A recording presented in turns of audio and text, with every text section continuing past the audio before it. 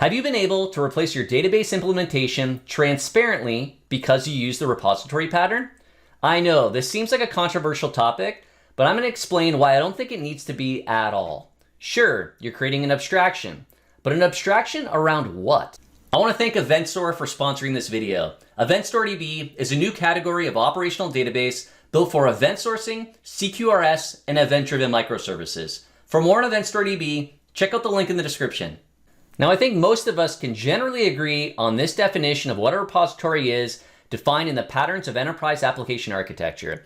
A repository encapsulates the set of objects persisted in a data store and the operations performed over them, providing a more object-oriented view of the persistence layer. One of the reasons I think this becomes a hot topic, unfortunately, is because we're talking about different things. We're talking about a repository, sure, and we can all get behind that definition, except for it encapsulates a set of objects. Well, what type of objects are we really talking about? I found there are two ways that people are thinking about these objects used for repositories. There's one side that's really thinking about them as a data model. It's just a representation of how you're persisting data in whatever data store and the mapping that goes along with that. The other side is really coming at it from a domain-driven design perspective and thinking about a domain model. Entities, value objects, those units that compose an aggregate. So there's really two sides, and I think that's where some of the hot topic comes from, is because people are thinking about a repository, but they're thinking about it in a different way in what its use is. Some are thinking of it purely as data models, and some are thinking of it more for aggregates. Now, regardless of which way you're thinking about it, it may seem like you're using it the exact same way, but there's a difference. So we have a repository. It could be fetching out this object model hierarchy, this data model, that has basket, and the basket has obviously many different basket items associated to it. And this can also look like an aggregate where we have different entities. But there is a difference. And that difference is behaviors. With an aggregate, we're exposing different behaviors to make state changes. Our aggregate represents a consistency boundary. We have these entities, value objects within that represent a consistency boundary. That's why we have an entity that represents the aggregate root. And I'll show this in code to explain this more. But we're exposing behaviors because we want to make state changes.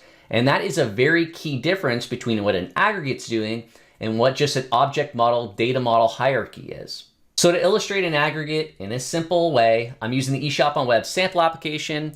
So what we have here is this basket service and this add item to basket method that's using a repository to get out our basket, which is our aggregate root, and it contains all the items, the basket items. So we then call add item on our basket. Now, one of the simple things that we have here for consistency is that we don't want to add multiple basket items for the same product, for the same catalog item ID.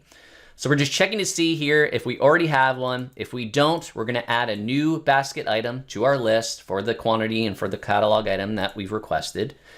But if we do have an existing one already in our list, we're just going to increment and add to our quantity. How will we do this any other way? We could have a transaction script. Because we have these entities, we can have this logic exist within the entities, and we're going through the root. The items don't know about each other, but the root does, the basket. So that's where we have this logic living in the basket. This is our consistency boundary of our aggregate, our basket and the basket items. So if we're not thinking about aggregates, we're not thinking about entities, but rather we're just thinking about data models and an object model hierarchy, this logic would still exist. It would just exist higher up, maybe in the example in our basket service. But there's definitely a separation between our data and what our basket represents and the behaviors that we're exposing.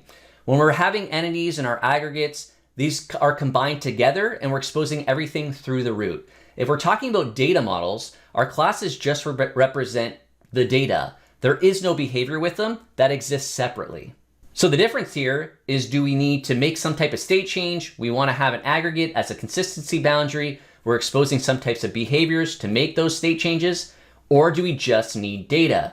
Why would we just need data? Well, to perform a query. So that means that we can get back to CQRS where we're thinking about, well, what are we actually trying to do? Are we trying to perform some command to make some type of state change? Or do we need a query just to actually get the data? They're different uses. So when we think about it this way, do we really need a repository to do both? Are we performing some type of state change where we want to get an aggregate out that route? Then maybe we want a repository for that purpose. Because again, we're thinking about an aggregate as a way to have that consistency boundary because we're making some type of state change. When we're performing some type of query, do we need that aggregate? No, not really, because we're not doing any type of state change. We just want to read data.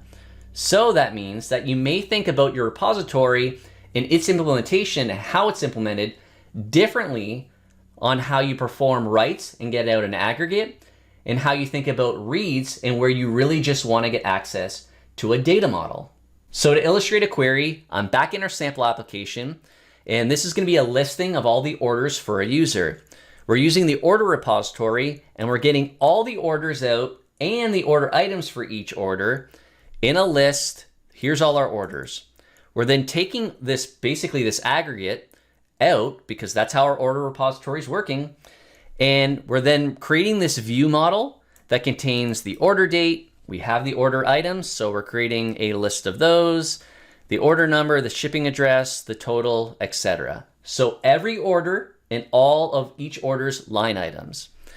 If I look at actually where this is being used, it's in our controller. That's where it's generating it, so it can get this view model for our view. So let's take a look at the view. As I mentioned, we're just iterating over all the orders that we have. But the key thing I want to point out here is that we're not actually using any of the order line items.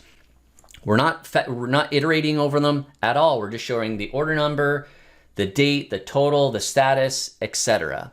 But because we're using that repository, and that repository is thinking of it as this object model hierarchy, it's always including the items because maybe we need to perform some type of operation on our aggregate. But we're not, we just want data. But we're really overfetching data because our use case for our query isn't the same use case as performing a write. We're not making a state change. We don't need all the data to encapsulate all that into our aggregate so that we have that consistency boundary. It's a different concern. So back to the original question, thank you David Fowler for the inspiration on this video, is have you been able to replace your database implementation transparently because of your use of the repository pattern? Now the answers to this question are going to be all over the place, which is to be expected because everybody has different experiences. You're going to have some people that say, no, in 20 years, I've never had to replace the underlying implementation of our database. While other people are going to say, yes, we replace it every time in every project I've ever worked on. And then other people mention about using the abstraction for tests. However, I think it's important to make the distinction on the use case. What are we returning from a repository? What type of objects? Are we returning just the data model that's an object model hierarchy that really has no behavior that lives elsewhere? Or are we thinking about returning an aggregate and an aggregate root that is exposing behavior? Because what a repository looks like is going to be different. If we're thinking about just data models and for query purposes, we're going to have a whole subset of methods that for different ways of returning that data. Lists of our data models or object model hierarchies in different ways, for different ways of filtering it out, how we're returning it, an individual, a collection, etc. There's going to be different ways that we want to return that data because likely we're going to have different use cases for how we need to return, what type of data that we need to return, filtering, etc. When we're thinking about aggregates and making state changes, that becomes a lot simpler because oftentimes we know what aggregate we need to make some type of state change on. So generally those repositories look like, okay, get by some identifier and save our aggregate. That's what that repository looks like. They're going to look very different. And this matters because what you're using as your data store changes what the implementation in the repository might look like. As an example, I'll have a link at the very end of this video to another video I've done talking about this abstraction and using a repository as an example. But the gist is, in my example, let's say we had a repository that was used for both reads and writes, and we were using a relational database. So our repository had all these different methods, different ways of fetching out data and lists of data. If we all of a sudden want to change our underlying implementation to be using event store and event sourcing, that would look very different because we wouldn't be necessarily using it for all these different query methods to hit all our different event streams and to build up all these aggregates. we likely would have a separate read model for this. So again, how you're thinking about the model, the implementation, depending on whether you're doing a read-write, that changes what this repository is going to look like. If you found this topic interesting and you want to chat with other software developers about topics like this, you have questions, you have answers, or you have your own opinions, you can join my channel and get access to a private Discord server. Check the link in the description on how to join. If you found this video helpful, please give it a thumbs up. If you have any thoughts or questions, make sure to leave a comment, and please subscribe for more videos on software architecture and design. Thanks.